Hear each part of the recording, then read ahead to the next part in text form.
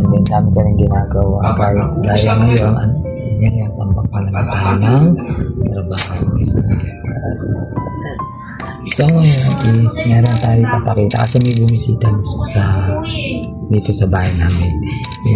May bumisita sa kwarto ko. So ngayon, every time tuwing mag-ano talaga Valentine's, lagi siya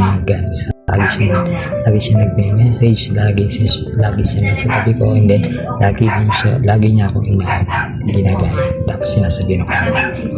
Ngayon, binisita niya ako, nandun siya sa kwarto, and then huwag kayo mag-expect kung sino bisita ko kasi ang bisita ko ay walang iba kundi si Jomari. So si Jomari binisita ako, although nakaibad na siya, kasama na siya ni Jesus, and then may binisita ni Jomari kasi malapit na rin yung birthday ni Jomari sa February 26. So 1 year na siyang patay, and then 1 year na rin kami hindi nagsasama, and then ngayon nandun siya sa kwarto. Gusto mo ako kayo kung nasan siya.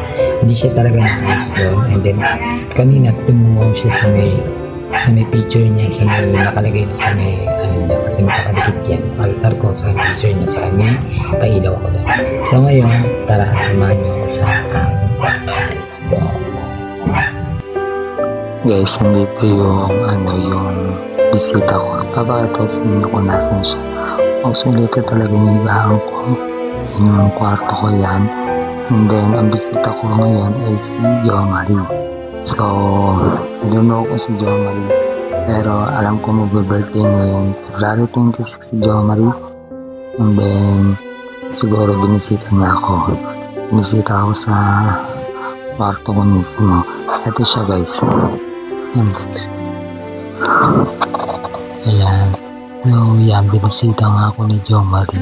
Dito siya mula kanina, umaga sa pagtulog ko.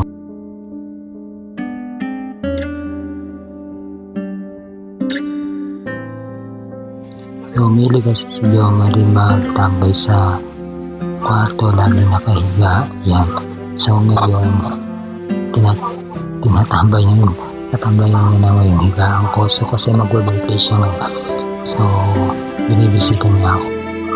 Ayan, so, yan guys. So, nasa na siya? So, yan.